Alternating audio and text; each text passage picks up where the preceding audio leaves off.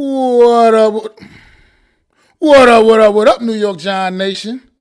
It is your boy Mac the Giants fan coming at y'all with the Week 8 edition of the True Blue Aftermath. You want to be great, you got to work at it, right? I'm on one today. It's a great day to be great, bro. Remember that. It's a great day to be great. Let's go out here. Let's get a win. Let's focus on the details, man. What's going on, everybody? Welcome back to another edition of the week of the True Blue Aftermath. This is unfortunately the 6-2 edition. Unfortunately, got my guy stopping in, Adam Costas. Man, we got a lot of interesting points to talk about. We were just having an interesting conversation before we went live, man, and I'm pretty sure we're gonna continue that right here on this stream right here tonight. It is not a good day, man. Not a good day. This was actually worse, far worse to me than the Dallas Cowboy loss, than the Dallas Cowboy game. I feel like the effort was a lot more effort against the Cowboys. We just got beat up against that football team. This was a lot worse to me. The Seattle Seahawks kind of just gave us a dose of our own medicine. They beat us the way we've been beating everybody else pretty much. And now we know what that feels like, unfortunately, and it does not feel good. What's going on, Logan? Yeah, Tough day at the office. Shit happens. You teams are gonna beat you. It's funny because Seattle I don't know if I would say they're for real, but I can't knock them. They did a pretty good job today. I was surprised. I thought this team, while I wouldn't say false of their record. I don't want to push that in the airspace, but I thought they weren't as good as the 4-3 that they were on. So the fact they came out and smacked us in the mouth, and basically, I think the game is a little differently. I thought they had an advantage the whole time, and I was on eggshells the entire time because I just felt like the Giants met their match almost, right? So we're going to talk about the lack of personnel that we obviously need to know, but the game overall, Kafka didn't call a good game. I think Dable didn't have a good game, and we were due for one of these. We're definitely not going 15 or 16-1, but maybe 15-2, right? So who knows? No doubt indeed. I mean, like you said, you weren't like we were going to win all the rest of our games regardless. There's no way in the world we were going to do that. And, I mean, it's a tough way to go into the bye week, on the L, but this was a tough situation. It's been a rough last few weeks regardless. Go from, London, trip out to London, and then, we had the Baltimore game after that. But then Baltimore, then a trip to out down to Jacksonville, then out here to Seattle. I mean, look, excuses, that's not excuses. NFL teams got to deal with that, you know what I mean? But the reality is this offense today was about as bad as an offense could be. It was it just couldn't get anything going. I mean, everybody looked pretty bad today offensively, Saquon Barkley included. 20 carries, 51 yards. That's not the Saquon Barkley we've grown accustomed to. Couldn't out scheme this year, this offense, this week. Yeah, so that and it's rough because this is one of the main staples. We thought that we were going to be able to get the run game going against this Seattle defense that is horrible at stopping the run until they played the New York Giants today. And they had a great game plan, and defensively, and executed it to perfection. My point, what I feel about what this game plan is, they were able to just focus in on the only two legitimate weapons on the New York Giants offense, which is Daniel Jones and Saquon Barkley's ability to run the football. So they were able to stop that completely, shut that down basically. Well, no, they were able to completely shut it down. Ain't no basically about it. They shut it down completely.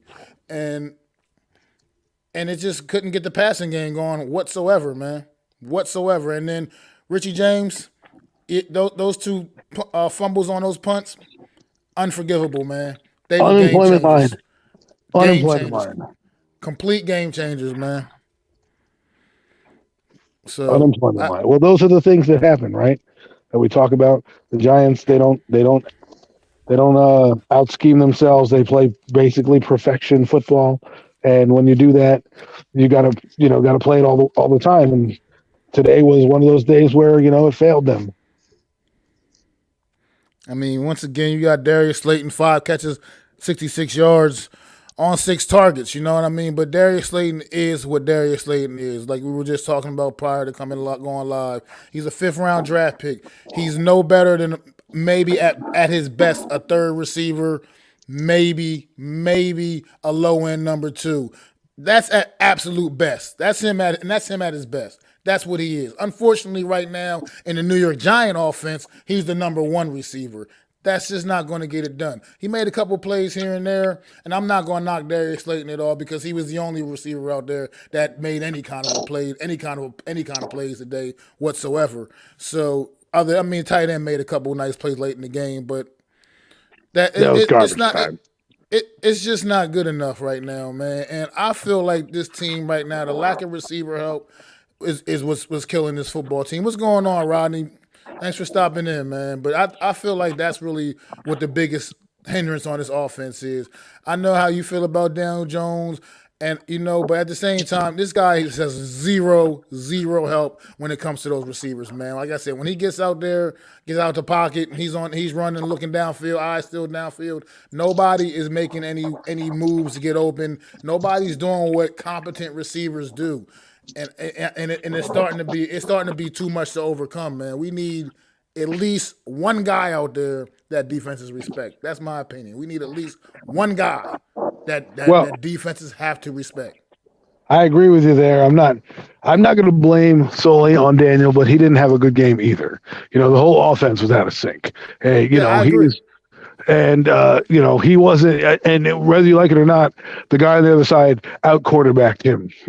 They took what the defense gave him. We couldn't give him much. I don't know what the game plan was because it felt so helter-skelter for the Giants. It was like, well, we'll run 1 minute. That didn't work. And then we run another minute. And then they didn't do any of the things that got them to this point, especially in the first half. There were no real rollouts. Why? Because the defense played it. So you're right. They do need a receiver, but I thought this game, they got outcoached as well. I think there was a lot more that went into it because when you watch Pete Carroll, man, it was interesting. I'm watching the sideline for Pete Carroll, and I'm like, wow, their team is fired up. They're doing this. I said, you're not going to outsmart this guy. This guy has got his team fired up. He's not going to come in here and say, I don't care that the Giants have a 6-2 record. We can beat these guys. And that's what he preached all week, and the message got across, and here we are. Here they are beating us because the Giants, the Giants out-Giants themselves. Basically, to me, Seattle played Giant football today.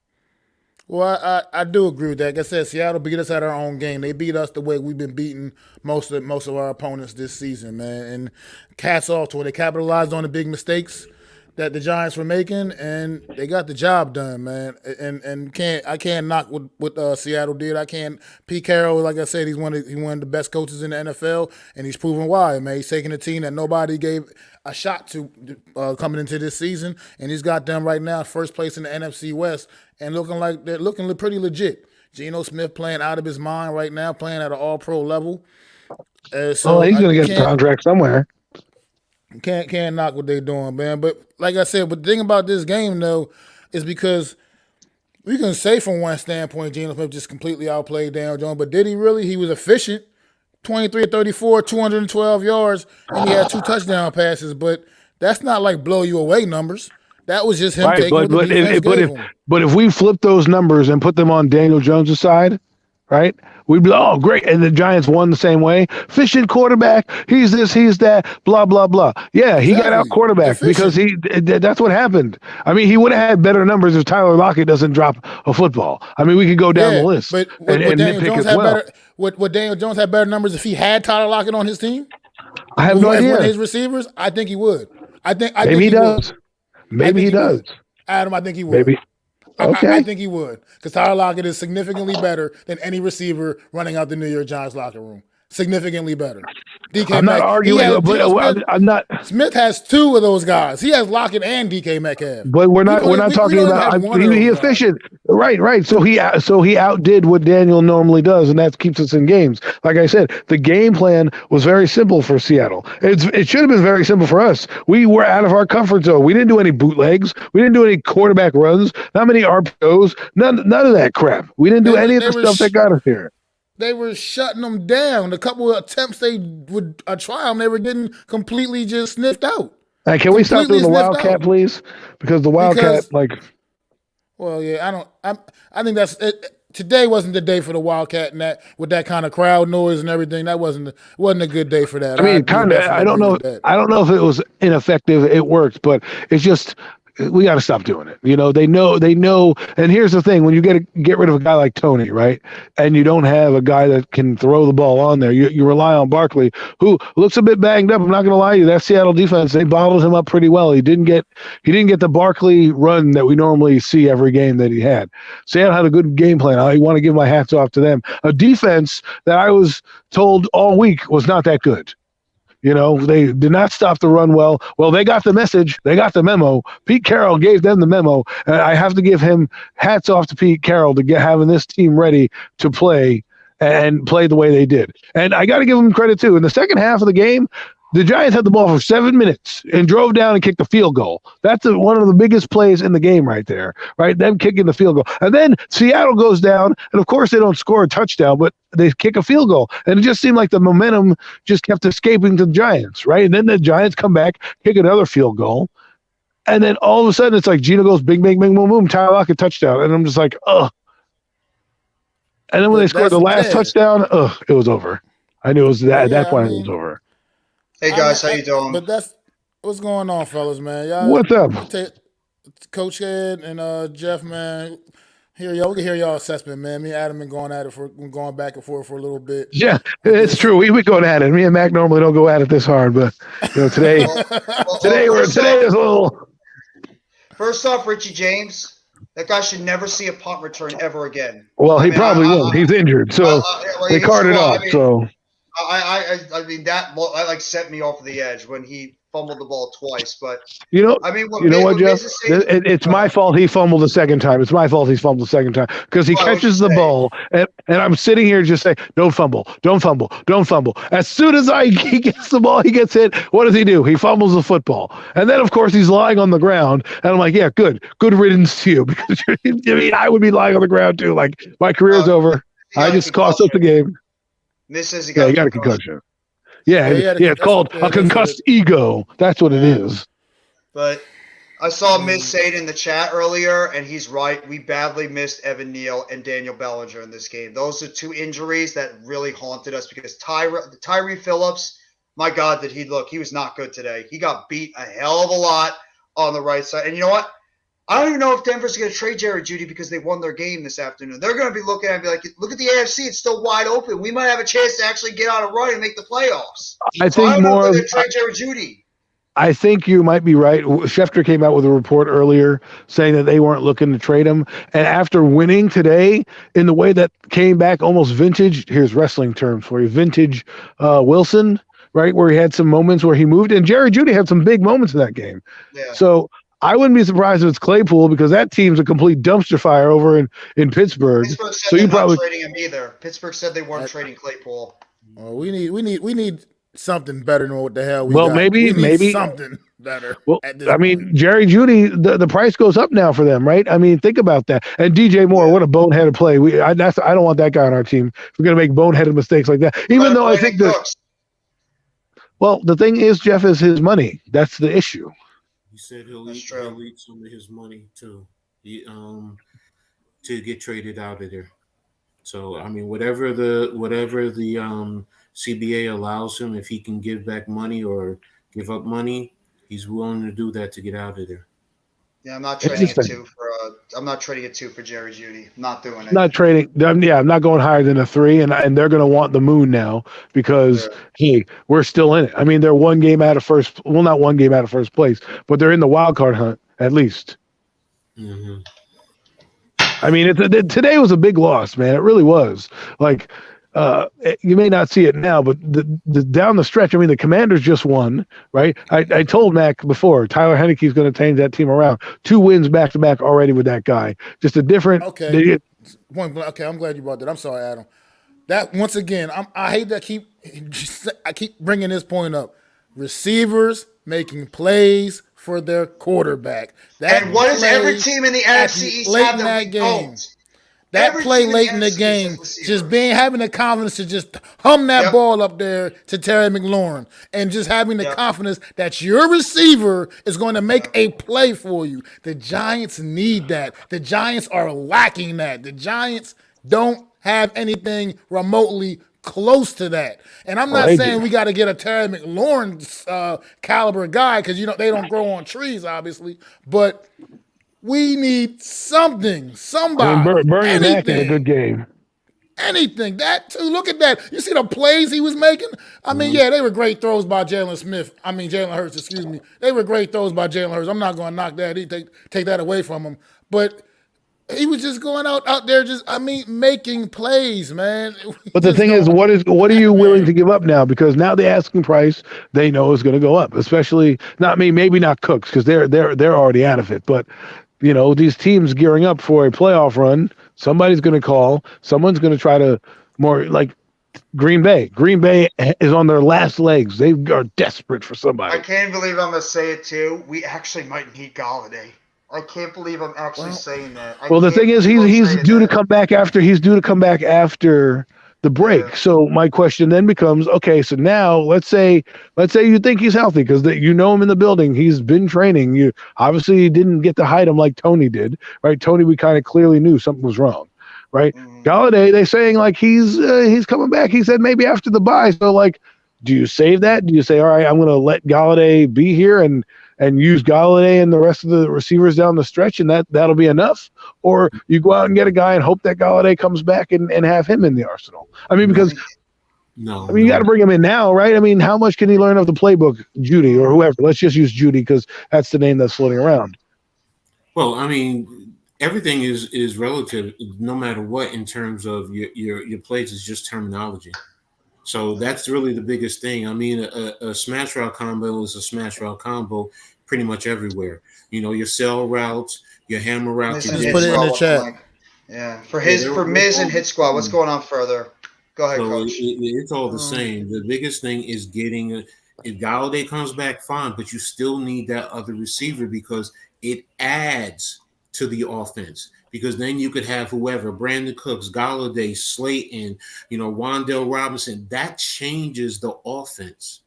No more Marcus Johnson and David Sills. Please, no more of them. I have done looking at those two on the field in primary positions. Marcus no Johnson more. has limited his contract because he's now officially on the roster, so he can't go back down to the practice squad.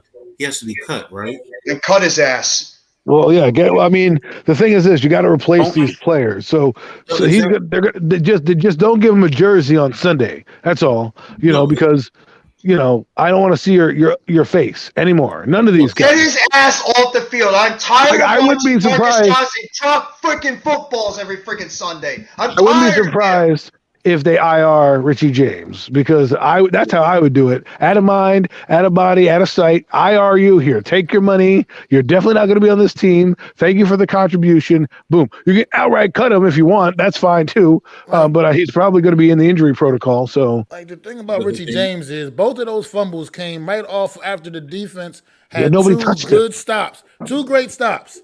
The defense had, and here's Richie James. Just putting the ball on the ground. Like you said, not like people putting helmets on the football or anything like that. He didn't even get touched. This dude is just it's Here's the thing about Richie James, and yes, it's frustrating, it's aggravating.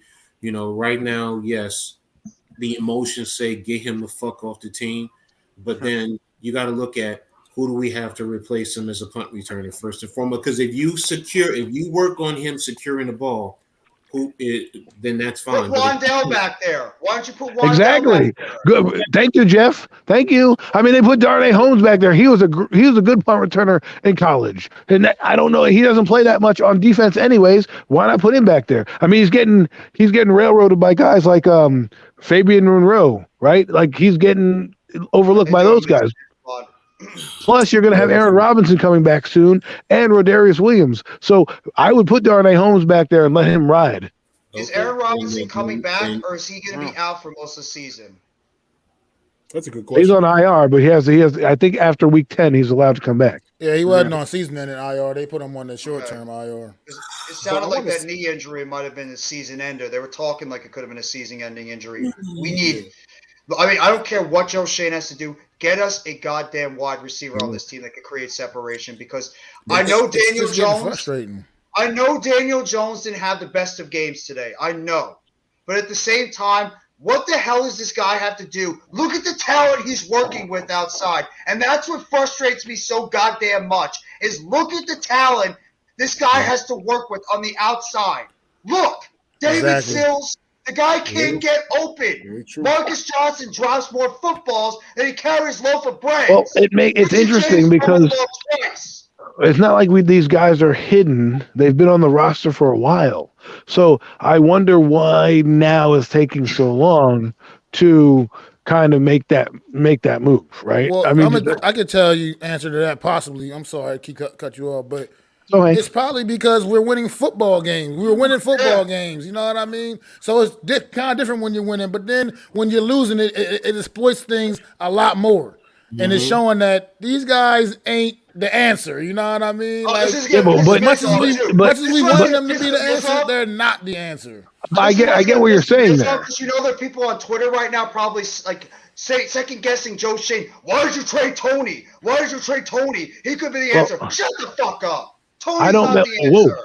Whoa, Jeff Curtin. Wow. I love like it. I love it. I love the fire. Wow.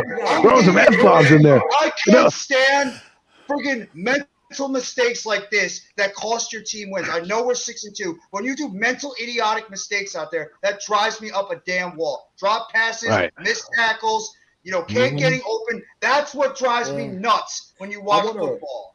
I hate it. Fellas, let's hear from Miz and his squad. All right, man. go ahead, hit squad, Miz. I just wanted to say real quick, despite everything, man, I mean, I got to give a lot of credit to Fabian Moreau and Adoree Jackson. They are looking stout, man. Adoree Jackson, I mean, I know a lot of people had their questions whether he could be that number one when we shipped out Bradbury, but he had a nice game for us today.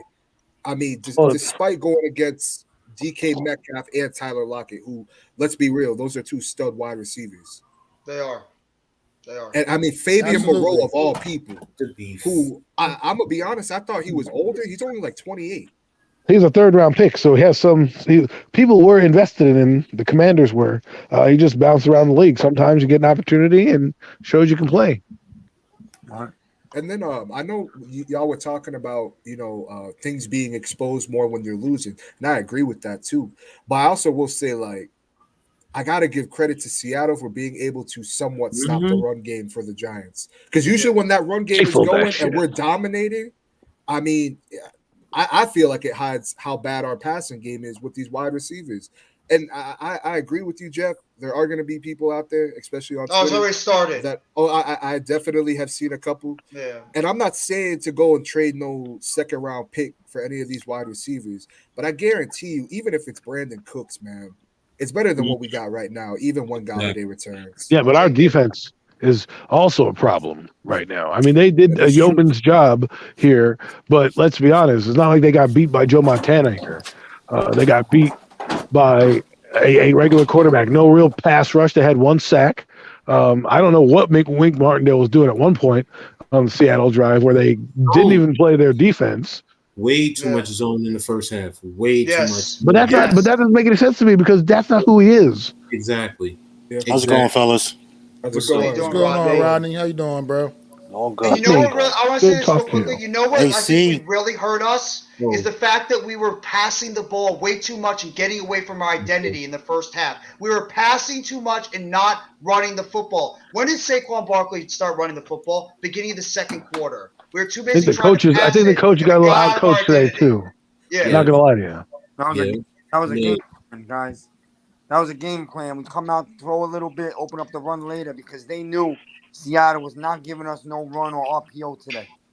You got to respect the other coach on the other sideline. Carroll's one of the best coaches in the league. He did a hell of a job today. He was today, hats off to him because I did not. What he's doing with that Seattle team is pretty incredible. I mean, he would be coach of the year or a candidate if it wasn't for Dable. They're not better than us. Yeah. They don't overreact to a loss because we haven't lost in 6 weeks, so people forgot what a loss feels like. Don't overreact to a loss. This is a game that was played in Seattle. We've been traveling around the fucking world for the last 4 weeks. The Giants are tired. I'm not making excuses, but it's a fact. You get a bye this week. You regroup. Maybe we go get a receiver in the next 2 days. Maybe you get a and I don't care what anybody says. A healthy 100% Galladay definitely helps this offense. And we see, you got the Texans at home. I'm not worried, man. Come back, you win that game in 2 weeks. Your Giants are 6-2, man. Don't overreact to one loss. Yep. Seattle's a good team, and playing up in Seattle is extremely hard for every team in the league. Yeah. So well, we got a lot of those kind of games coming up, though. We got a lot of those games that we're going. Texans at home. We got Minnesota in their building. I'm not worried about those powder puff teams. We should run them over, no problem. I'm worried about the rest of the teams. Cowboys just won. To be honest, we're winning. The only way we're going somewhere is we have to get it done in the division. We have 5 games out of our last 9 in the division. That's where this team can have a chance to go far. Right. Is if Exactly. get it done in the division. And the division. And the Commanders look better. The Cowboys are doing things over there. They're cooking. They're tied with us. And the Eagles keep marching on. Right. So it's not going to be an easy win. And a team like Seattle matches up well against a team like the Giants, who on defense, we need to be better. We need to be a little better on defense. Well, we need to be better at on defense. Go ahead, Coach. No, I'm going to say this, okay? The offensive play will also help the defense. The reason why I say we definitely need another receiver to help this group is because that helps the offense. When you have an offense that can control the clock, you can do certain things, you can keep them honest, it helps the defense because, yes, our defense, we have our issues there. We have issues in all phases on this team, all phases. But the one thing that we have done prior to this is we've used all 3 phases of the game to balance each other out. And today, not having the wide receivers, it really did hinder because, yes, Seattle, for some reason, they controlled what we can do in the running game. Why? I mean, if you want to say is we had 2 linemen who weren't in there as starters, okay, that might be a feasible response, but there's still things you can do. And to start the game, because I said it, the first 3 plays were passes. And I'm saying to myself, why are we not just giving them a run just to say we're going to run the ball, we're going to pound the rock, even if you want to go to the pass a little bit later. Like Miz said, I understand, Miz, they're going to pass to open up the run, but that's not who we were. And Seattle had one of the worst run defenses in the league. So why do we need to pass first to set up the run, as opposed to run to set up the pass? That's why I say I think we got out coached this week because I think we overthought our thought process. Last week against a team who was basically playing the same kind of way the Seattle was playing, going to take away the RPO and the run, right? That's how they started the game. Same thing with Seattle. Now, if this is going to be the game plan going forward, we're going to have to figure something out. Like I said, you get the receiver in here, that's fine. People are still going to be able to defend you. Let's see how this is going to work out these next however many games we got left.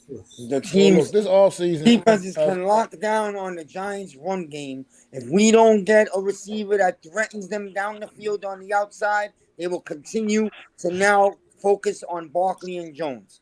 Yep. Well, see, this offseason, this whole offseason, everybody defensively, everybody was so concerned about the secondary, the cornerbacks, the secondary in general. Well, it's looking like a strength of this defense, to be quite honest. And then overall, mostly, you know what I mean? And they can only do so much. The pass rush, we can commend it. We can say, they got at least some pass rushes coming. They got to start getting home more consistently, man. They do. We're not getting the sacks, man. And we got to start. Matt, we need the pressures too. We need the pressures. Sacks are not just the end all. I get it, but the point is, that also will make the secondary help the secondary that much. They're working even that much harder because we're never getting home. But give it to Gino. Give it to Gino. He moved up in the pocket. He navigated it well. I mean, there were times where we had some pressure and he got out of it.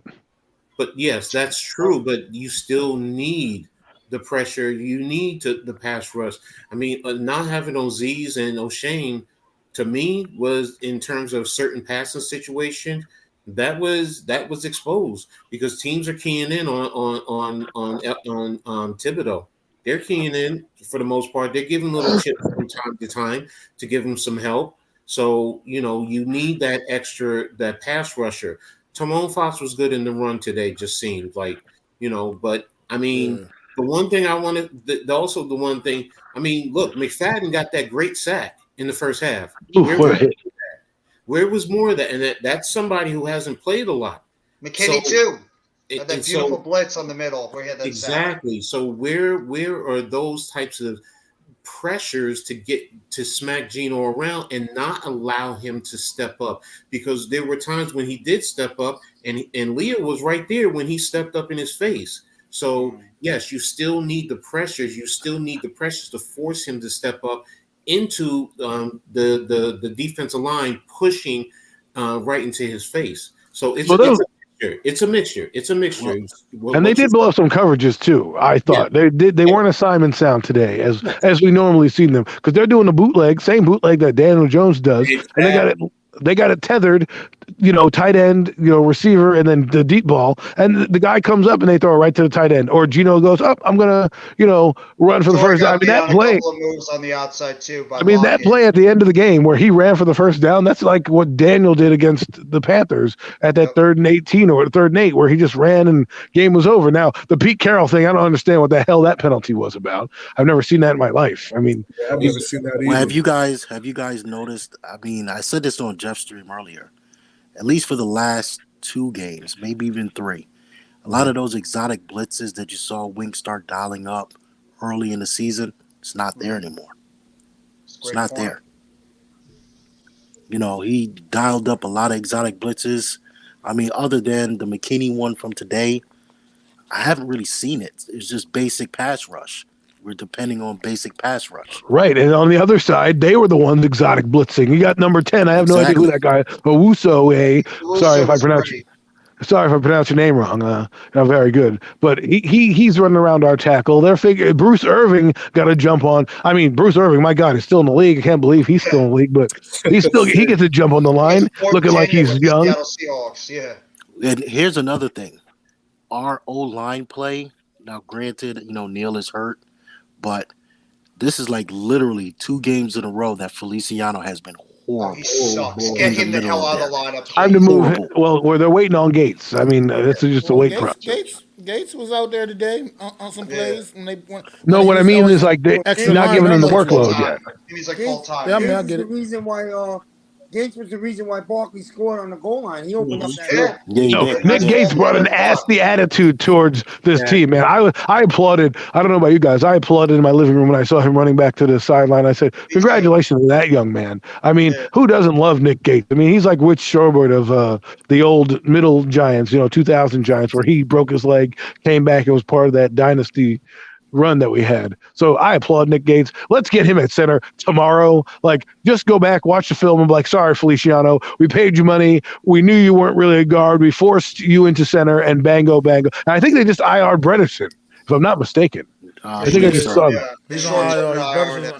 Bredesen on IR. But the thing about this O-line today, though, the O-line, the run blocking was terrible. They couldn't open up a hole to save their life.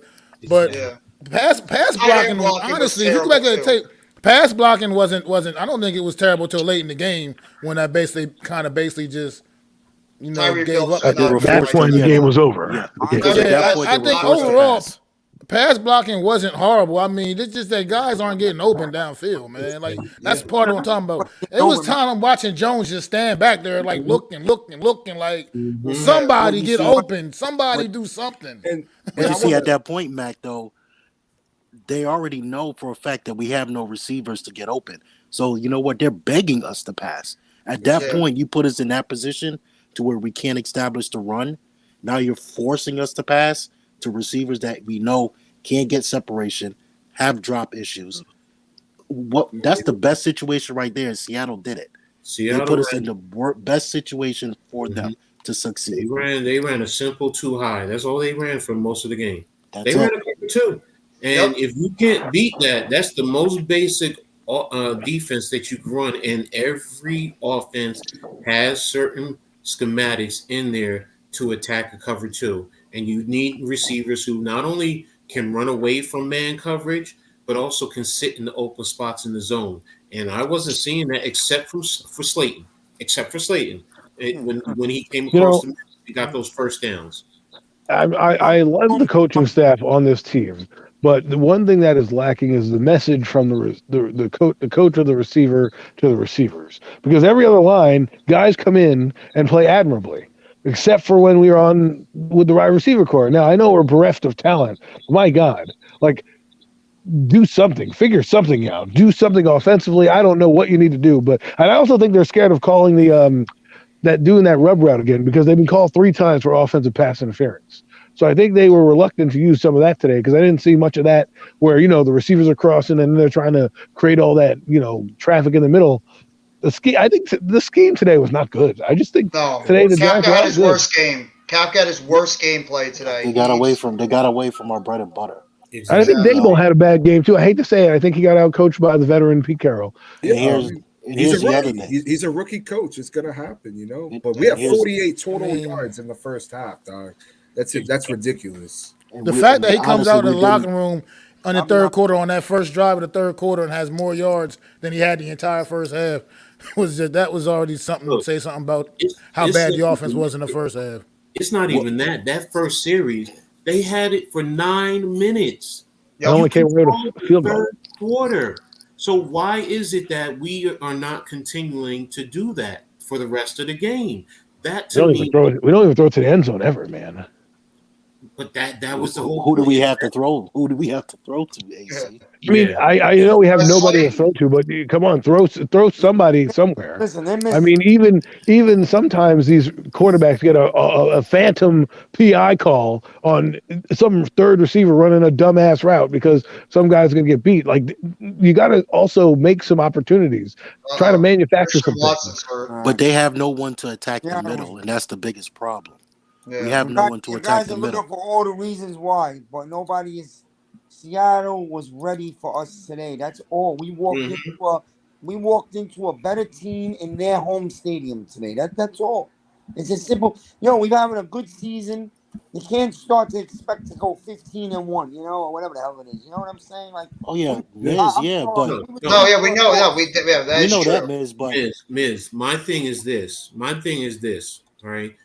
If we don't get a receiver that can at least threaten the defense, we have to. It's going to spiral the wrong way, and that's what I don't want to see. I agree with you, Coach. I mean, we need a receiver. We need a trade partner, though. Listen, ask Adam. I've been talking about a receiver for 2 fucking weeks. Yeah. He knows that. Yeah. We need a receiver so we can open up the field because we cannot rely. Let me tell you something. The league is now going to crack down on Jones on that RPO. You saw it all day. You're right. It might work now and then, but you got to get away from it and then come back to it later in the season. Okay, I got a question for you guys because as of right now, we have really, in all honesty, one real deep threat. Just one, and that's Slayton. If we are able to pick up a wide receiver now, I still think Judy's in play. For lack of, I can't say just because he had one good game that Denver's going to up their ask. He's still in play, in my opinion. Gosh.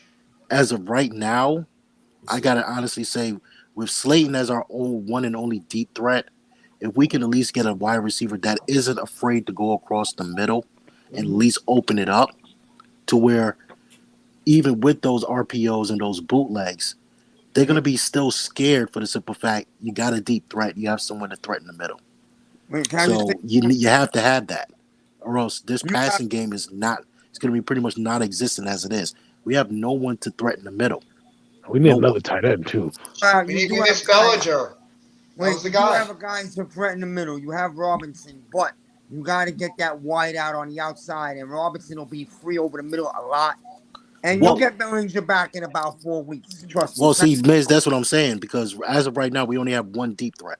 Just one. Well, that tight end 83 is not bad. He needs to be in the seams. Yeah. Lawrence Cager, he had a nice wheel route on the outside. Trust Should me have been a on it. They're touchdown. gonna go to Tuesday morning. They're gonna press the deadline down to Tuesday. Denver wants a 2. The Giants want to give them a 3. So you're gonna wait till Tuesday to the final hours to press Denver's back against the wall and see if they'll take the 3 and maybe a 5 or a 6, something like that. You know what I'm saying? And I that's could see that. called That's if they want to negotiation. trade him now. I mean, they're back in the That's playoff called race. business, man. That's Yeah, but called after business. one game, You guys AC, gotta understand. Yeah, the it's AFC is business. wide open. Right. after They're- one they're- game, I'm just saying. I'm just saying. I'm just saying. Let Miz finish. Let Miz finish. I couldn't hear him. I'm sorry. What were you saying, Miz? People want. I want him yesterday. Yo, this is a negotiation. A second or a third is a huge difference to Joe Shane. It is. You know it is. So he's gonna take this down to Tuesday afternoon, and he's gonna try to put Denver under the pressure. The clock is ticking. I got a 3 and a 5 for you. You want to take it or not? You know what I mean? That's the way you play the game. And if you get a Judy, or if you get someone out there and you get back, I don't care what you guys, if you like Galladay or not, I don't give a shit. Galladay at 100%, and he spoke good words the other day. He wants to be part of it. You get a receiver, and you get Galladay back, and then you got Robinson over the middle and Slayton. Now you finally got something. That's what I just said. well, That's Right. all I'm And saying. all I'm saying is now, Denver, who had their best offensive output, yes, well, albeit against the Jaguars, might say, hey, listen, the rest of the AFC is caca. We're going to keep this guy now to see what we can ride out and build a chemistry with. It's not under the realm of possibilities that they do that. I'm saying it's probably better off getting Chase Claypool, even though someone said that they weren't trading him. I mean, they also said they weren't trading the Denver receivers either. Adam Schefter made that report this morning. So Okay, yo, go get Chase Claypool. Just get. At this point, we need a receiver, just somebody that could work Brandon the outside. Cooks. field. why don't we go hit up our guys next door? Because I think Denzel Mims is available. Or even Now, whether- Elijah Moore. Well, whether or not Elijah he's a Moore is number nasty. one, that's the question.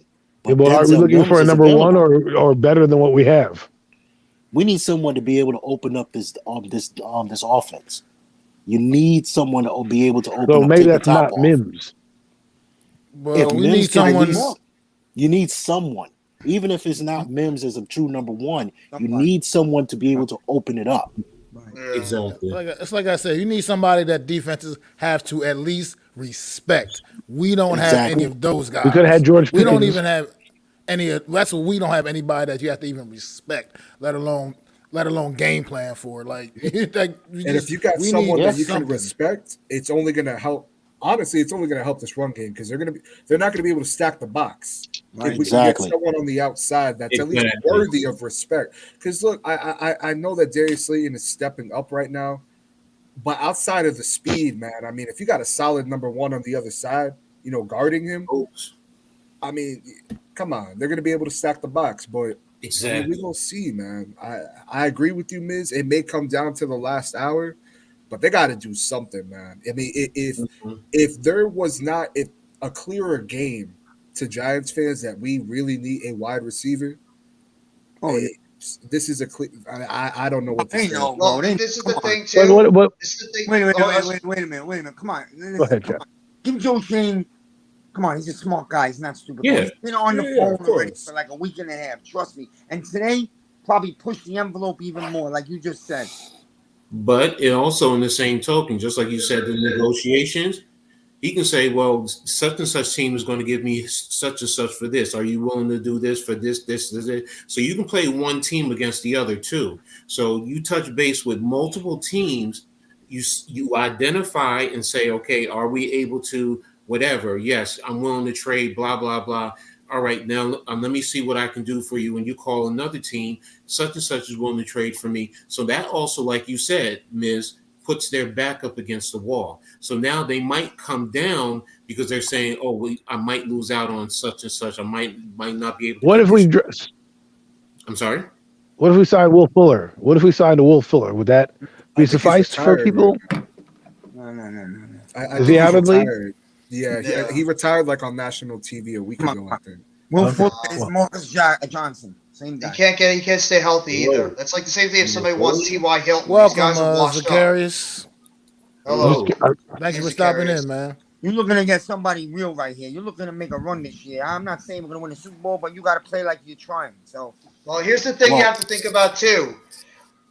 Is Joe Shane willing to give up some of these future draft picks for this year, or is he thinking long term as well? That's what you have to think about too. Is Joe Shane willing to mortgage some of the draft picks he wants to keep acclimated together for a chance this year and getting rid of some of the future picks? Because you have to think about that too. Joe Shane might still be thinking about the future as well. So that's what Listen, I brought that up and I was shunned. Well, let me say something. Let me say something about that. Let me say something about that. The reason why I'm all in on the Judy the Judy trade, is because he's still on his rookie deal. So technically speaking, if you look at it, you trade a 3 and a 6, you can look at that as, okay, well, you know what, we got Judy as a draft pick because he's still on a rookie deal. Yep. You get anybody else who's not on a rookie deal, now you're concerned about cap space and whatever their contract is going to be for the next 2-3 years. Unless you can get like a guy like Cooks for like a second day pick, I can work that out because I agree with you. Judy is smart. He'll have him locked up for a couple years, and then you can bring in other pieces and not worry about it. Exactly. Let's be honest. He's better than any third round pick that's going to be drafted next year, right? At least you think so. Exactly. True. That's why I'm all in with the Judy pick, because I'm looking at it from that standpoint. Rookie deal. You view it as a draft pick. He's better than, as you say, and you just acquired 2 draft picks. So exactly. So you have it to give up. You know what I mean? You have it to give up if you want, and still keep your 7. Exactly, and you're not losing anything as far as money, because if you can get Denver to at least scoop up maybe 3/4 of his salary this year, you're not losing out on anything. Well, so to me, the Judy pick is good. But like we said, is Denver now looking at the AFC and looking how wide open it is, and are they willing to say, we don't care what your negotiation tactics are, we're keeping Judy, we think we have a chance of making the playoffs? They have a new ownership group. They have a new ownership group who may want to say, hey, we're winning that. We won a game. Let's try to keep the fan base behind this. You don't know. Is the AFC really wide open? Though, is Denver going to beat Buffalo? Is Denver going to beat Kansas City in January? Denver's over, bro. Denver's over. They're not. They're not. So, I mean, I can't base it off of one. Tell the head coach. The head coach is coaching for his job right now. One team that they barely won. I know, but that coach is coaching for his head coaching job right now, so he might look at it. Listen, I'm not saying that Judy won't be had. We're playing devil's advocate. Because you don't like that answer doesn't mean that it's not going to happen. You know what I mean? It is a viable option where they say, hey, look, we just won. Happy there. He said he's not happy there. He don't want to be there no more. That's also a factor. All right, so what? They don't have to be Judy, bro. We can get somebody. Listen, if you're going for Cook, I'll take anybody. You're not keeping him for next year. Well, then give me Hamler because I'll probably get him for cheaper. There you go. All right, whatever. I think the reality is, it's the reason why this is such an issue now is because we're 6-2 and we're very much in the mix, and we're just significantly better than we were expected to be. So now this has become a big issue. We knew the receivers we had coming into this season, but we started winning football games, and now all of a sudden we see that the receivers we have is such an issue that we need to upgrade. So it's just something to really think about. Like, do you want to sacrifice what you got, the draft capital you have, or do you want to just continue to rebuild as you've been going? But the reality is we need to man. We need to figure something out, because right now, this season, we do have a chance. And do you want to say, the hell with this season and it just goes whatever happens? No. Or do we just sit on our hands? Sit on our hands. You know what I mean? And not even attempt to make a move to upgrade this clear cut. What you call it? You know what I mean? It's a problem. This is clearly a problem, and it's the biggest problem. I want to see this team again. I want to see Seattle again in the playoffs. Or I want to catch the same thing. Mm-hmm. Or I want to catch the Eagles a third time in the playoffs after they won 14 games and knock them out. That will make my season. You want to know what makes the difference between all the other teams in the NFC East and us right now? They have talent at wide receiver and tight end. Every single one of those teams, and that's the one weakness that we have compared to them. They all have elite talent at wide receiver and good tight ends. We don't have that right now. They are elite. Every single one of those teams have elite talent at wide receiver. Don't tell me CeeDee Lamb's not good. He played good. Now wait a minute. Who? Yes, he is. Cager? Cager Cager listed as a tight tight end. end? Yeah, he's a Yes, tight he end. is. Tight end. Okay. You get Bellinger back in about 3-4 weeks. Believe he's not gonna be out as long as they say. You'll see. Yeah. But Bellinger's a good Bellinger. tight end. If Bellinger's on the IR, he has to be out 4 weeks minimum. 4 weeks. That's you'll see. Yeah. 4 weeks. All right. He's not going to be back in 3. So One of those weeks is a bye. That's big. That's true. yeah, fair. He's going to miss minimum 3 games. Okay, I'm with you on that. And let me tell you, I mean, I'm gonna keep on saying this because I'm hoping, but I also do believe. I believe Galladay 100% will bring something to this team. You gotta defend him. No, he's gotta want to, Miz. I hope so. He's gotta Let me want tell you to. something. You gotta defend Galladay, and if you go get another receiver, now you can spread it out and go back to your running. Yes. Yeah, Yes. you're right, Miss. Yeah. You're right. But But didn't he's gotta we wanna have play. him at the beginning of the year? He didn't do nothing. He has one I catch for believe he 22 was yards. I believe he was injured. Oh my That's God! it. I don't know. Nah, But what- I'm sorry, Yeah. Miz. I can't Adam, what he's roll with you saying- on that one. What he's saying Well, is, then I'm gonna roll by myself. Miz, I'm with you on Miz, I can't listen roll to me. with you on that. I can't If agree we with you on have that Come one. on, another man. receiver, He I'm didn't with show you, it. Galladay. I get it. I understand. Galladay is better than most of the practice squad receivers that we have right now. If we also have another receiver, somebody who can threaten the defense, especially on the third level. If not, if we got to rely on Galladay as that type, he's not that type of player, especially in this offense. No, but what if you get another receiver like we're saying? No, Now I you said bring that I'm Galladay with you on at. the field. Yeah, I'm with you on that. I agree with you on that. If we get another receiver like a Judy, as well as Galladay, Slayton, Robinson, yes, that changes the whole That's a good four. offense right there.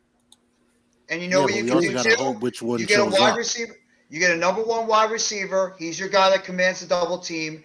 Galladay can go being the number 2. He can be that guy that can pretty much, be that jump ball guy. Robinson operates in the middle, and you put Darius Slayton in the role that he succeeds the best, that deep threat. And then you have more balance in your wide receiver core compared to the mismatch of guys we have right now, where this wide receiver core is completely unbalanced. And that's the problem. You look at Philadelphia. Philadelphia Eagles have a perfect balance of wide receiver play. Smith's their safety guy. Brown's their 50-50 catch guy. Pascal's their chain stretcher. And Quez Watkins is their field stretcher. Perfect balance. That's what the Giants are lacking right now. We don't have balance, and we don't have an elite guy on the outside to command the double team. Every other team in our division has that. CeeDee Lamb is very good. Michael Gallup's their field stretcher. Noah Brown was doing good. Look at Washington. They have the same thing. Curtis Samuel, middle of the field guy. Jahad Dotson, field stretcher. Terry McLaurin, number 1, commanding the double teams. And we already said about Philly. Giants don't have that. Every one of our teams in the division have that. And we have 5 games of our next 9 in the division. You don't think those teams are looking at what the blueprint that we have right now if we don't get a wide receiver? You don't think they're studying Aaron it right Rodgers now? right now, struggling with his little bum ass receivers. Out there struggling with his bum ass receivers. It makes a difference. It makes a difference. It does. Aaron Rodgers is the current reigning league MVP. Out there struggling this year with his bum ass receivers that can't make a play to save their lives. Ever. That ball just hit my man directly in his hands. Make a That was play. the rookie Dobbs. That was the rookie Dobbs. You're right. I take their receivers sadly over the ones we have right now because at least they're young and have talent. I don't even know what the hell we have right now. We're relying on practice squad guys to go out there and make plays. We also need to get back onto this defense because Tay Crowder is not good. Oh, okay, man. He had one good game so far against the Bears, but he is not good. No, he's not. Sorry to say that. Good point, AC. Because this guy, I see it every week doing nothing. Like literally doing nothing, taking the wrong angles, not making tackles. I think I saw his name once in the last 2 weeks, and that was because he almost intercepted somebody in the Jaguar game. Other than that, today I just saw him getting railroaded. I mean, he has a habit of the Giants defense. I mean, we basically held Seattle, who's one of the best offenses in the league this year, to 7 points at halftime. Take away a field goal on the stupid James fumble late in the half. They really held them to 7 points. And the Giants defense, I thought, did a great job on Walker. I think so too. They did. Yeah, we did a good job as far as the run game, but the problem is again, they were passing all over the field because we don't have some double moves. Okay, we don't really have a coverage linebacker. They don't have a coverage linebacker. They only had 200 yards. It's not like they were, 350, 400 yards. Right. That's what I'm saying. He was just taking what the defense gave him, and he was efficient with it. I mean, but that wasn't like you said. He wasn't throwing the But ball. they went. But the thing is, they went downfield and scored in big moments when they needed to. Yeah, It's not like we stopped them, yes, and then we gave the ball back. But this defense has come up every week for us the past 2 weeks in big stops, even though they've given up 100 yards here and 100 yards there. This, to me, was the worst defensive effort I've seen all week. I don't care that they had, 200 yards passing. To me, guys were open all over in the secondary, everywhere. Yeah. Let's just be real, too. The defense might have gotten a little tired because the other two phases of the game sucked. The offense was bad, and they put the defense on the field too much, and the special teams was horrendous this game. The other two facets of the game, we were absolutely abysmal today. The offense was horrendous, and the special teams was horrendous. I would love to agree with you. Save the game again. I would love to agree with you, but in the first half, yes, the defense was on the field a long time. In the second half, the defense got to sit down. The Giants were in time of possession in the third quarter. They had 15 minutes to 4 against Geno Smith and their team. So yeah, I get it that they were tired, but they had 15 minutes to sit on the sideline in the second half. Yeah, but AC, I'm just saying.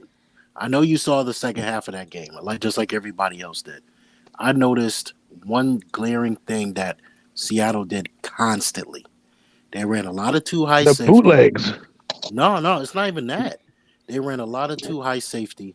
They had 8 guys in the box, and they were forcing us to pass the ball because we never established the run.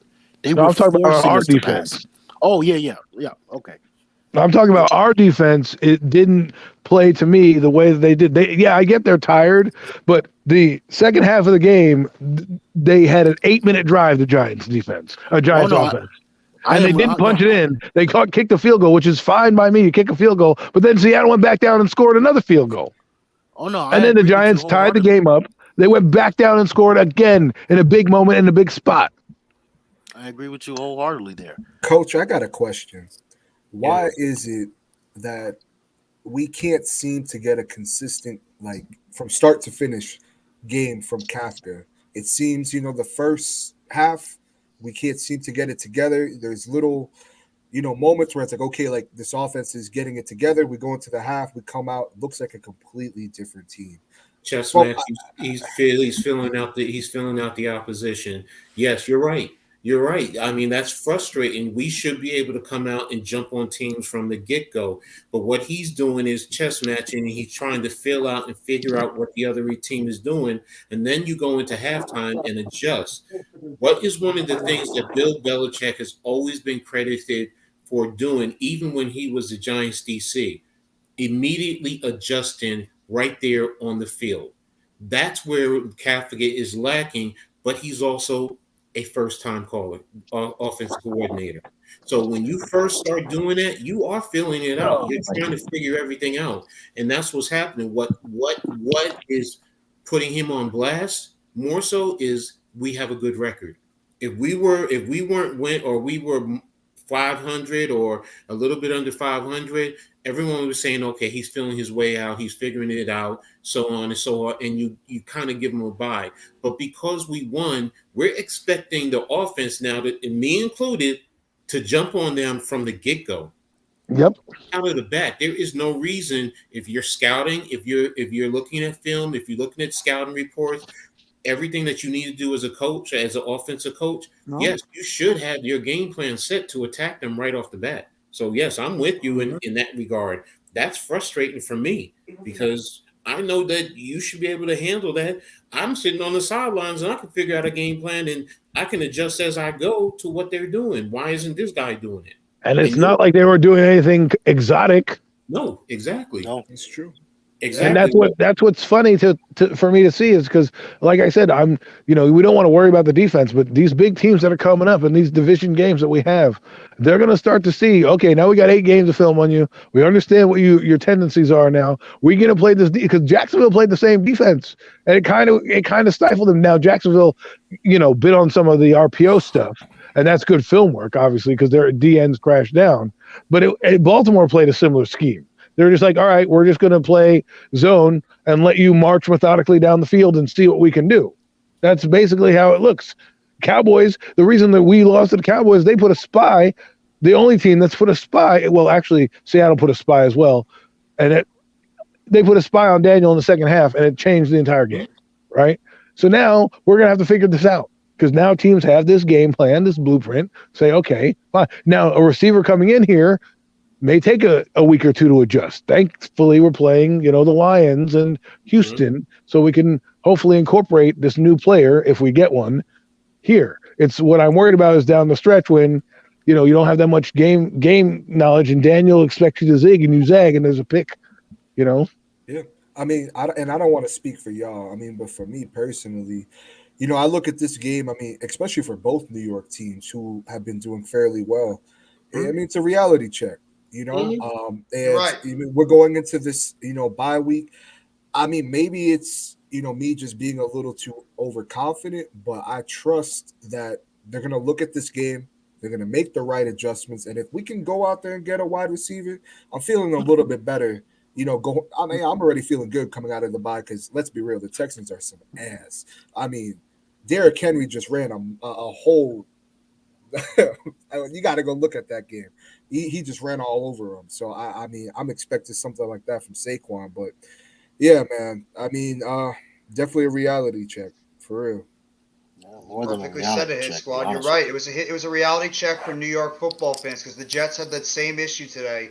They had the reality check today. So I mean, maybe I think that's the Jets something that had we needed. the thing. The Jets had a better chance at winning their game. They dropped the ball on a few plays. Their quarterback played atrocious, and that's what cost them the game. Us, we just got out coached and outplayed. They basically played the same game that we play every week.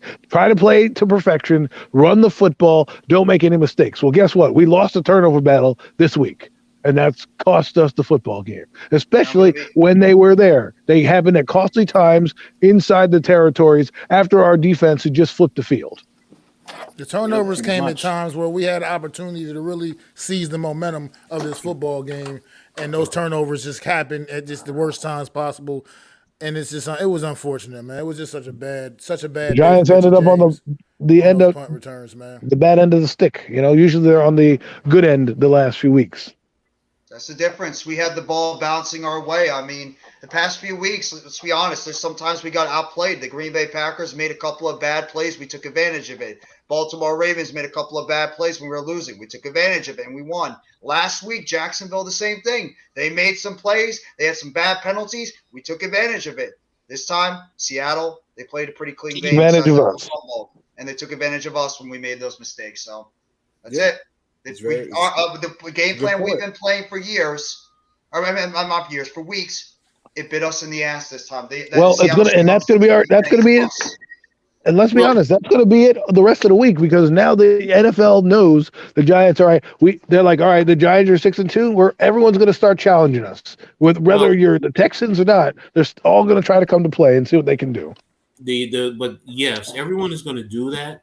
But in the end, do they have the personnel? Do they have the ability to execute the plays? Whether they try to do the same thing, everyone can't do it. So, it doesn't matter if they can do it. It's a matter of, it's not a matter if they try to do it. It's, can you execute? Touchdown Buffalo.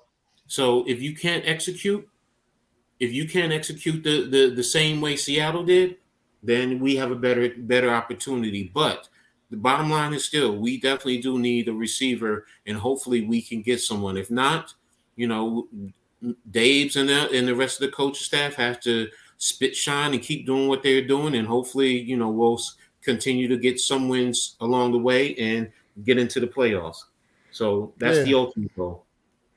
I mean, at this point, that's what it's all about right now. I feel like this team has that legitimate shot to get to the playoffs, and that's just right now. That's just a glaring move that needs to be made. That's not the only issue with this team. Obviously, we all know that, but right now, it seems to be the biggest issue with this team, man. Exactly.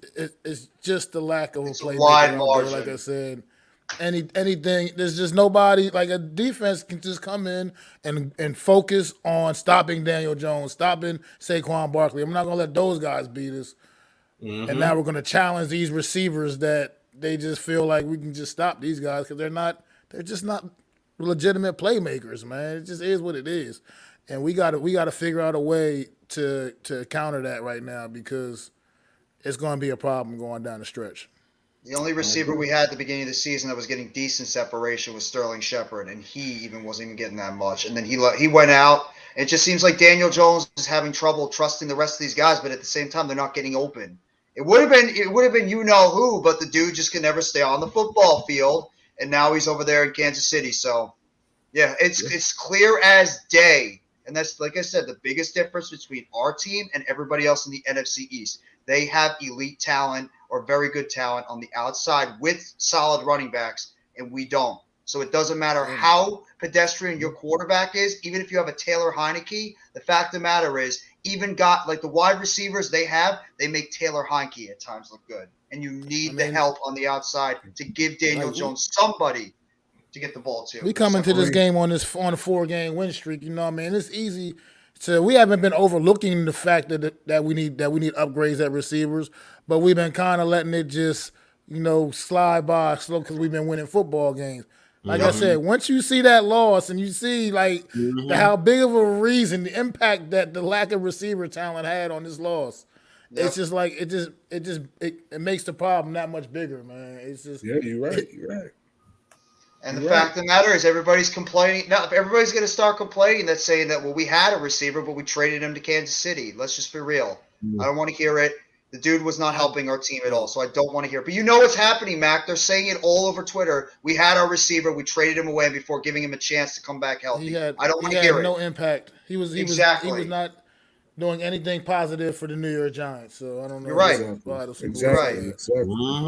You're absolutely right. And I don't want to hear fans ripping Dayball and all these guys saying we're sucking. Here goes the downfall, etc. We're just really right now. We played against a team that played a good overall game against us. You got to give credit to Pete Carroll and that Seattle Seahawks team. They outplayed us in every phase of the game, and Brian Daboll said that in his press conference. We got outcoached, we got outplayed, we got out everything by the Seahawks. You give credit where credit is due, but the Giants have to go into this bye week, and we got out executed too. But we have to go into this bye week, and especially before the deadline, and they have to try to do anything they can to get some type of receiver help, and Kenny Galladay is not the only guy. They have to get somebody. I'll take a Brandon Cooks because Brandon Cooks is one thing, and that's one thing he does good. He's consistent. He always finds a way to stretch the field. He's a deep threat. He can even go over the middle at times, and he's a guy that will put fear into the opposite defense because of the fact he can go deep on that team, and that opens it up for Wandell. It opens it up for Slayton. It opens it up for Galladay on the outside, and it makes it easier for Barkley and Jones to be able to run the football. So I agree with you guys. The wide receiver position, if we want to take the season seriously and have a chance to really do something this year, Joe Shane has got to be on the phones, and he's got to try to find some type of wide receiver to help this team before Tuesday's deadline at 4 p.m. Or otherwise, teams are going to have game plans with us knowing what to do. Stop Daniel Jones with a spy out there, bottle up Saquon Barkley, put an 8 in the box, and dare our wide receivers to be able to go out there and make plays. And right now, they're not. It's true. It's true.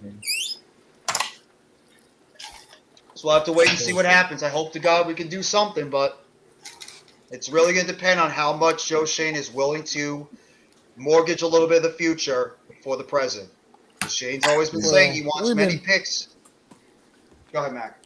I was going to say, we've been talking about a lot of the negative things today, but the one really big positive today I wanted to bring up before we end up for this stream, done with this stream, is the presence of Nick Gates, man, being back out there, man. It's really good to see Nick Gates on the field after that horrendous injury. They showed a picture of his x-ray from his leg last year. That made me squeamish to see the picture of the x-ray. To just know that was your leg last year and you're back on the field in the NFL, man, contributing to your football team once again. Good shout out to him, man. It was just really good to see him out there. His whole family was out there, enjoyed watching him play the game, and get some reps. And now coming into this bye week, maybe hopefully with the extra bye week, get him ready. Maybe we can get some increased reps when we take on Houston coming out the bye and get him out there because I believe he is one of our best 5 offensive linemen that needs to be on the field more regularly, and he just brings that kind of attitude that fits in with what this team is doing right now. So really good to see Nick Gates back out there, man. No doubt about it. I think it was Adam that said it earlier. I mean, he brought a grit to this offense that, especially on the line that we needed. Because, I mean, I'll be honest with you. I mean, maybe it's just me. I mean, we all know that Feliciano is just getting beat out there, but it's like, it's not He's even horrible. like I'm trying to, play the devil's Even advocate that here, but delayed it's game, hard. was even on Feliciano. That one Mm-hmm. time we got that delayed game, that was on Feliciano. Daniel Jones is back. I mean, I get it, it's loud out there in Seattle. Daniel Jones is clapping. He's like, snap the damn ball. Like, And, give me a and, break, and what man. gets me is like you're a veteran, and you're a veteran that's familiar with this system. You're familiar with this coaching staff. Exactly. You have an edge compared to the rest of the people on the offensive line. I'm not going to get too riled up on Tyree Phillips. I mean, he had 2 penalties today.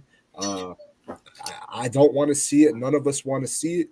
But I didn't think he had the worst of games. He definitely got beat on quite a few plays, and we are missing Evan Neal right now. Yeah. But I think honestly, outside of the last like 6 minutes of the fourth quarter, I mean, the Giants were in this.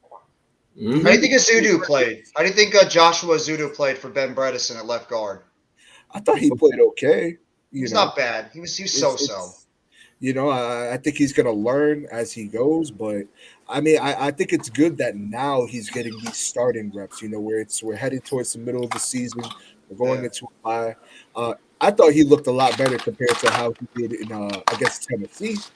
Where he was just getting manhandled at the line. He's looking better.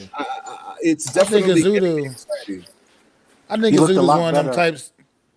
He's get better with increased reps. You know what I mean? Increased reps is the kind of he'll get better off it when as he gets more playing time, get his feet wet a little bit more. But I mean, for what it's worth, it wasn't horrible today. It definitely wasn't horrible today. You know what I mean? It could have been a lot. I think the offensive line wasn't the run blocking was like I said, not very good. But I still think overall this O line is definitely headed in the right direction. You just got to get guys healthy again, man. And the thing about the Evan Neal injury is kind of, in a sense, fortunate that at least part of his recovery is with a bye week. You know what I mean? We got it, so that can maybe help him out a little bit. Maybe possibly even be ready for Houston. Who knows?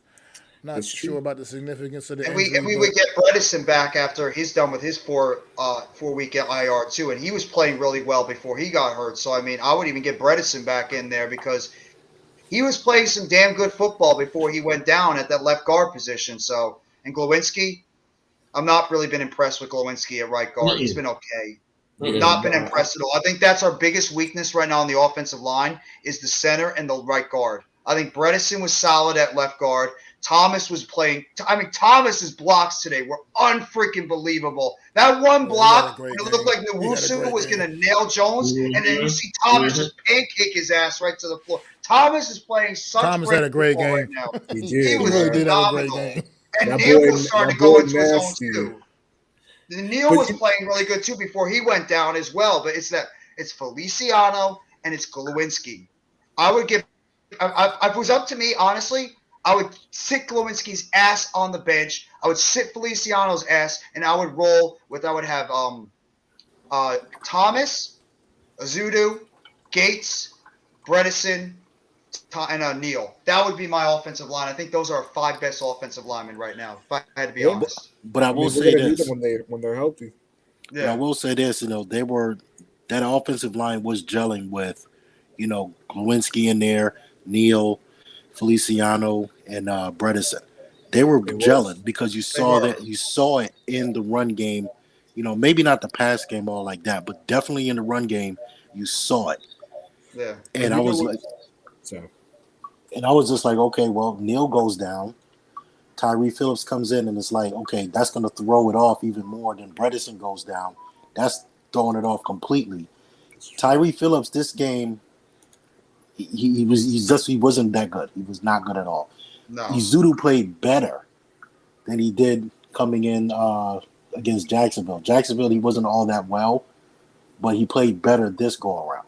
So I think it's all, because you're juggling the offensive line because of injuries, you're throwing off the fact that they were gelling, they were coming together. So now, hopefully, after the bye and everybody comes back healthy, things can pick up pretty much where they left off, where the offensive line was getting better. They were gelling. They were, moving. They were a better cohesive unit than what we've been seeing. And I got quick thing. Don't forget, after the bye, we have a couple of other guys that might play some type of factor. Don't forget about Shane Lemieux and Matt Perry. They're supposed to be on their way back too, and they could provide some depth. And I mean, who knows? Maybe if they try to get Matt Perry a little bit sped up, maybe throw him at right tackle until Neal gets healthy. Because if Tyree Phillips continues to struggle, maybe Matt Perry could be that short-term answer. And Shane Lemieux, same thing. I'm just saying, Matt. I know you're shaking your head, but I know. Matt Perk just scares me. All I'm gonna say is, Tyree Phillips, he didn't play his best game today, but I don't know about y'all. He played better than Nate Solder would have. I'll tell you that. I think any one of us Nate Solder. I don't know if it's because we're used to the right tackle position now, being pretty solid. But thinking of what we've been having to deal with the last couple of years, I'm like, Tyree Phillips, you ain't played too bad today. No, you played bad, but you ain't play too bad today. Nobody can be the turnstile that was Nate Solder. Bro. Nobody. Or Eric Flowers, either one of them. Remember, we had Eric Flowers and Nate Solder and Mike Remmers. We've had Cameron Fleming. Just think about the right tackles we've had for the past couple of years, and then we have a stud like Evan Neal when he was healthy, and even like you said, Phillips. I'll give him this. It was his first game. As a starter, and he went up in that very loud Seattle crowd, so maybe that shook him a little bit. He was probably a little nervous. But I want to see how this kid does coming out of the bye, if he can be a little bit more stabilized, and then maybe it'll give us a little bit more comfort until we get Evan Neal back. But, geez, it was pretty evident as day, I think, the right tackle position until we get Neal back might be a little bit of an issue because I did say Parrott, but Parrott's coming off a serious injury and he was not good last year. So, Neal, we need Neal back. And I would even say we need Bredesen back too. They had good continuity like Hit Squad said and what Rodney said. They were actually starting to gel as an offensive line until both Bredesen and Neal went down, and then it just threw the whole entire thing in flux. So Pert wasn't really playing good before the injury to begin with. He was not bad at right tackle. When he was at left tackle, he was bad. But I think it was more to do with coaching than anything than his actual play. To be perfectly honest with you, just look at what OG Bobby Johnson is doing right now with this offensive line. So.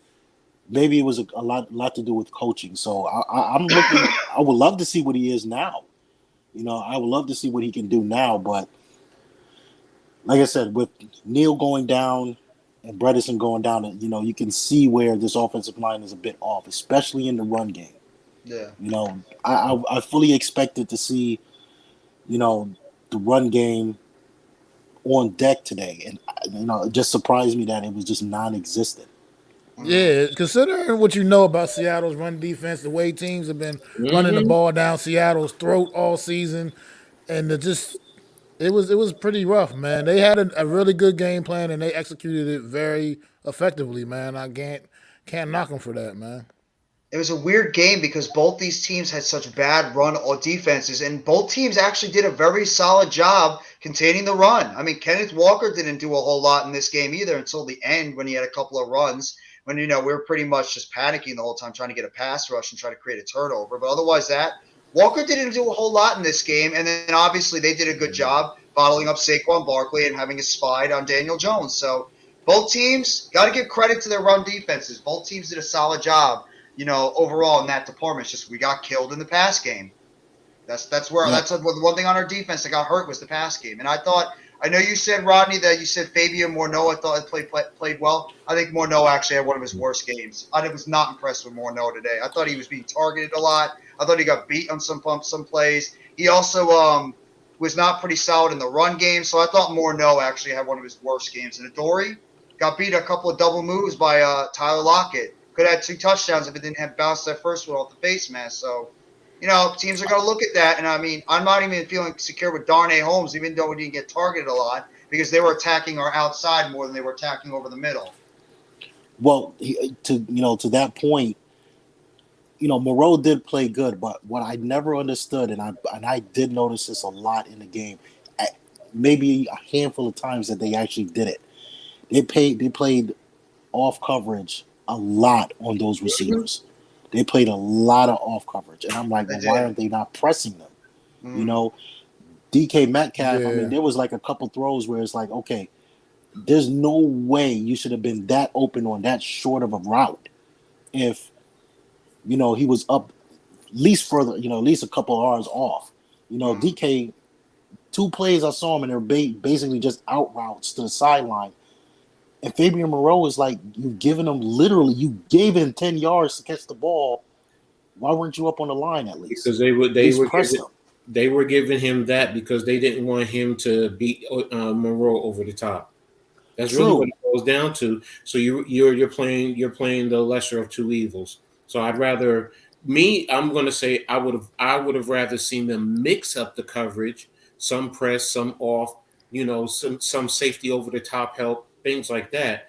But yes, I'm with you. They played a lot of off, and yes, they were just saying we'll give you that as opposed to you getting those big explosive plays down the field because that's what he's known for.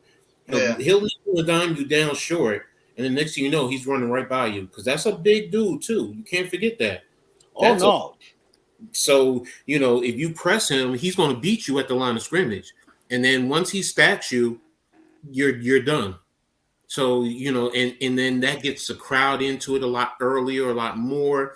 So you think about all of that where you're taking it out, where you're just like, I'll let you nickel and dime, and then get into the red zone, and then we'll shut you down. Oh, by all means, we're in agreement on that there, Coach. And that's the thing that was the biggest key to the game the entire time is that their wide receiver talent on the outside with Lockett and with Metcalf was the biggest X factor in this game because they were able to throw the ball down the field, whereas we could not do that because nobody could separate at all. We had to do dink, dunk, dink, dunk. We're looking for one number one. They have two. That's two number one wide receivers. They do. We don't even have one. Sick duo. I mean, Lockett and Metcalf and they were hurt too. Neither one of these guys makes a difference. Yes. Mm-hmm. It's just the impact that can have, man. Like these guys, it just I don't know. They know how to make it work. And that 3 tight end package they run, that's rough, man. That's tough to defend too, man. Yeah. And I have to say, you know what? I just watched that play that happened in this game tonight. Romeo Doubs is probably do a better job than the receivers we have now. That was a nice catch, and I like Doubs. I think he's just a rookie receiver. Was nice. Yeah, that was nice. I like Romeo Doubs. I think he's a solid receiver. He's just young, but I think if he's able to develop a little bit, he could be pretty good for Green Bay. So I would take honestly Romeo Doubs over any of the guys we have right now because he's actually not bad as a receiver. He's just learning the NFL. He's going to take time until he develops into a solid receiver. But yeah, I mean, that's the biggest thing that killed us is they're wide receivers. They're damn good, and they beat us on the outside. And they were both. A lot of people thought they weren't even going to play today, and they ended up playing, and they ended up killing us on the outside. Both Lockett and Metcalf, and our guys. Slayton made some nice catches, but let's just be real. They could not separate for our life. What's going to end up happening later is we're going to get our lineman back. We're going to get Nick Gates back. He's going to bring that nasty attitude to the offensive line. Everybody's going to adjust to that, and they're going to play just like that. And next thing you know, we're going to be back right where we were headed in the first place. So, because like you guys said earlier, got to trust the coaching staff, and that's so true. We just had a bad game. I mean, across the board. It happens, you know what I mean? It happens. Like you said, we're not going to win them all. Exactly. So give credit to Seattle. We'll chalk it up, see what happens at the trade deadline, use these next couple of weeks to hopefully get healthier, and we'll see what happens when we come out of the bye and play against Houston. Then we got 5 key divisional games. That's where this division and our playoff chances will be won, is how we do in the division. I mean, we do got to be realistic, man. We're still sitting at 6-2 after 8 weeks. That is still far better than anyone projected us to be. So at the same time, you just roll with the punches. This was not a good day, and we got 2 weeks to now get it to readjust, get it right, man.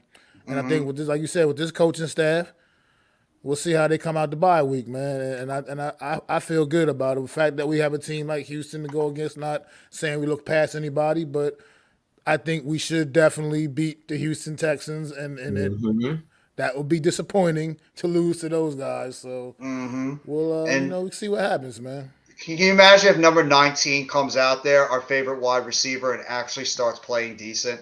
like he actually starts playing well because he's got to be motivated. He knows. He looks at He this said wide all the receiver right core. things. Yeah. He said all the right things the other day with this interview after we traded Kadarius Toney and they interviewed him or whatever. He said all the right things, but he's done that before. You know what I mean? I got to see it on the field, man. But you have to think about it too. This is his opportunity right now, not just for the Giants, but he's playing for his rest of his career. If he goes out there and plays well, this is something good for Galladay because he can be like, you know what, I might not be on the Giants, but I could take my way and go somewhere else, and I could latch on with another team and maybe still make some money. So Galladay, he's not only trying to help the Giants the rest of the season, but he's trying to like pretty much show the rest of the league that he could still be an effective receiver. So I'm curious to see how he's going to go out there and play, and I think he's going to be motivated to show people that he can actually still be a halfway decent player. I hope he can.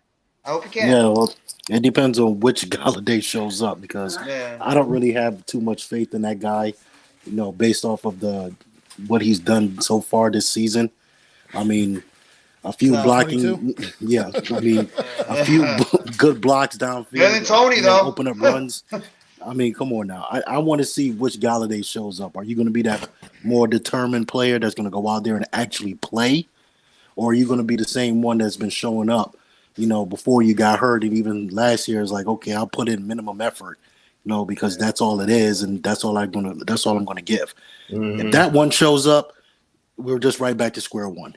But we're winning now, so that should help motivate him because the fact we're not a bad team like we were last year. We're a winning team now, so that should light a fire under his ass. And he knows, look at that wide receiver core. I can come back and I can make an impact if I actually, go out there and give effort. Effort. Well, so, you know what? And you said something just now that actually – you said something just now, Jeffy, that actually, is kind of it just burns me the wrong way that – yeah, you're part of a winning team. I don't care whether you're a part of a winning team or not. You go out there just like everybody else on the team. You put in 100%. You don't take plays off. You know what I mean? You don't sit there and give half-ass efforts. Don't care if your team is 1-5, 0-6. It doesn't matter.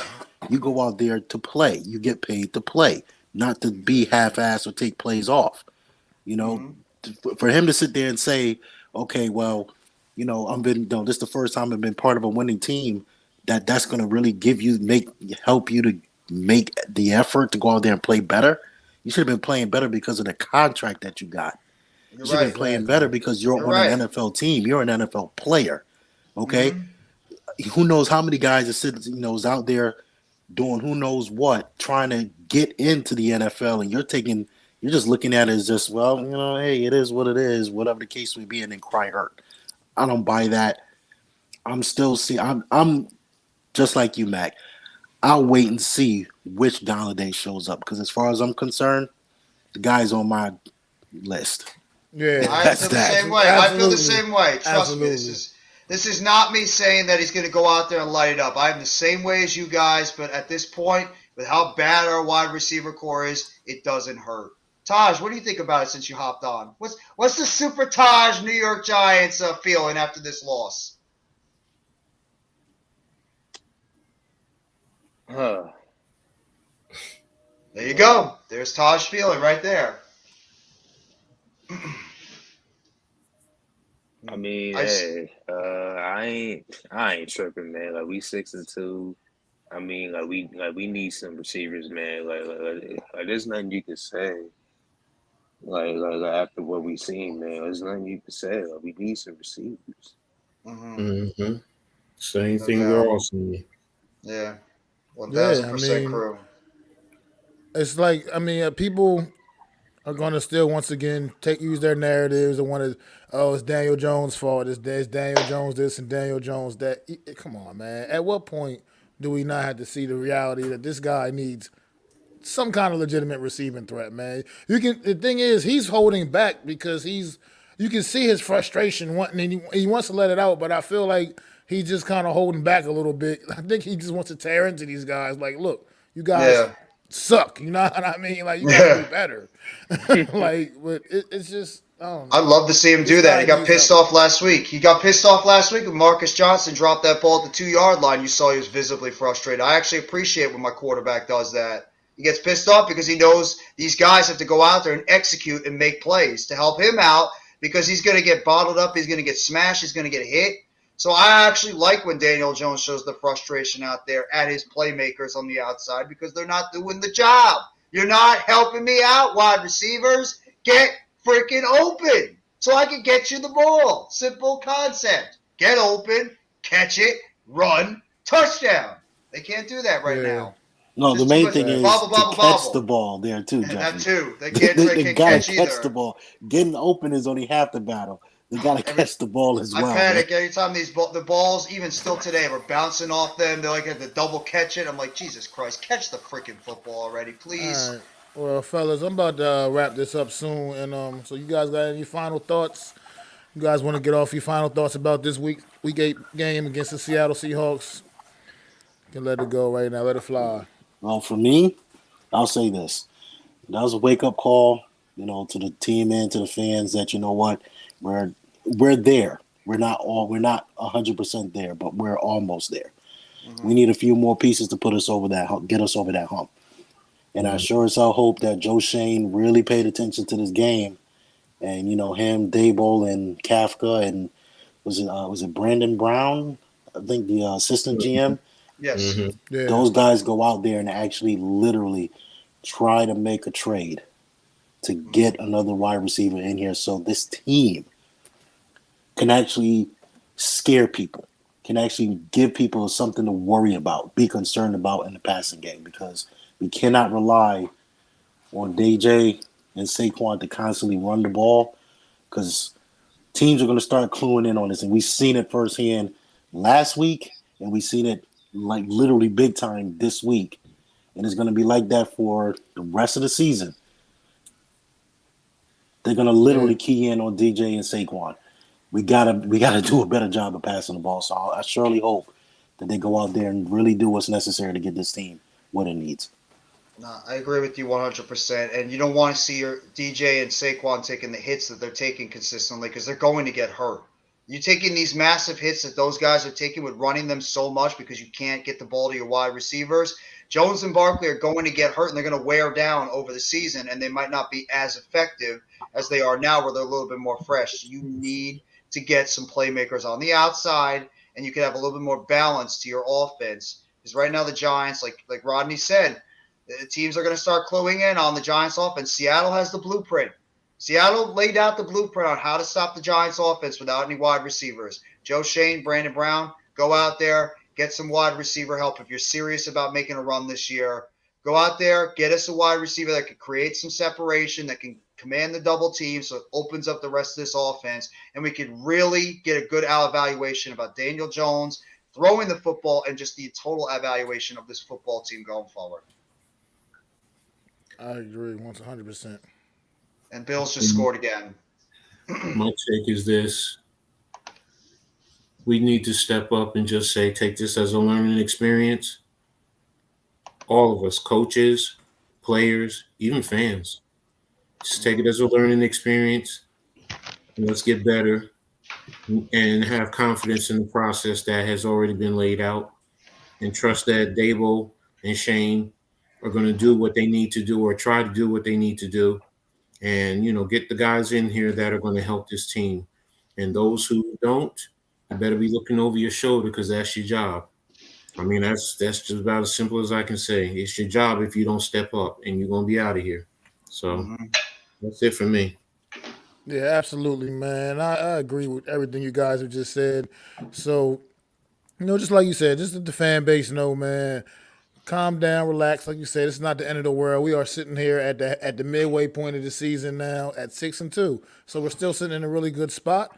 We can address some of these needs before the trade deadline, or just however else we can address them. Then we try to do that. We always want to look to improve and just make it happen. And we're, like I said, sitting in a really good spot. We still have some very winnable games left on our schedule, and we can still make a good run, make a strong run, get to the playoffs. And make this a very successful season while in the middle of a rebuild. So just keep that in the perspective, man. Like, this team ain't constructed nowhere near the way Brian Dable or Joe Shane wants his team to be constructed. So you got to remember that. They got more work to do this next offseason coming up. And this team is going to continue to get better. And we got something special really, really forming here in New York, man. So don't get crazy over this one loss this week. It happens. We weren't expected to be 6-2, let alone to go the rest of the season undefeated or anything by any means. Just temper your expectations a little bit. Remember the reality situation that the New York Giants are in, and that we're still playing above our means, so to speak, man. But playing above the X's and O's most weeks, this was just a bad week. We got, like you said, got out coached, got out executed in every way, and that happens from time to time. So it's going to happens to the best teams in the league, let alone a team like us, New York Giants. We got a young squad with we still got a lot of like missing pieces on this team, man. So, and we're not healthy. We're also not healthy. That's another thing. And we're still, and no one has scored 30 points on us this season. Remember that also. We have not put up 30 points at all this season. So that's still something to be said about that also. So teams aren't exactly coming out here and just blowing the doors off of us. This is actually our most lopsided loss. First game of the season that was decided by more than one possession. Like I said, you're just going to have bad days at the office. But I want to thank you guys for coming out, man. Appreciate you guys coming into the aftermath. Appreciate you, Rodney, Big Blue in the corner, Hit Squad, Miz, Adam, all you guys, Super Taj. Appreciate you guys coming through today, man, and chilling with me on the aftermath, man. And look, obviously won't be no aftermath next week because we had the week off, man. But me and Adam Costas will be here for you Wednesday evening with the real deal, NFC East Roundup, and we'll be talking about this game and all the rest of the NFC's matchups a little bit more in depth on Wednesday evening for y'all, man. So, Smack the Giants fan, man. Thanking NYG Jeffy T85, Coach Ed, man. Thanking you guys a lot. Sub up to these two great content creators, man. They do it all, man. They cover sports. Jeff covers the New York sports teams, man, as good as anybody I ever seen, man. Coach Ed is just so knowledgeable in sports just in general, man. In general, I just really love your takes on everything, man. Respect the content you guys provide, man. And I appreciate the support y'all show my channel. Kudos to you too, bro. You do some great content as well. I appreciate you guys coming out here and helping me out with this aftermath every week, man. I really do appreciate it, man. So just going to say, peace out. This week was a tough one, man, but we'll get back. This team will rebound because this team got a lot of fight in it, man. So it's Mac the Giants fan, man. Peace. I'd like to thank you all for listening. If you was feeling this, please take time to subscribe and smack them likes. Feel free to drop a comment. Let me know what you think. Don't forget to ring that bell so you know when I'm dropping new content. It's your boy, Mac the Giants fan. You can find me on Twitter, YouTube, and Facebook at Mac the Giants fan. That's MACDA Giants fan.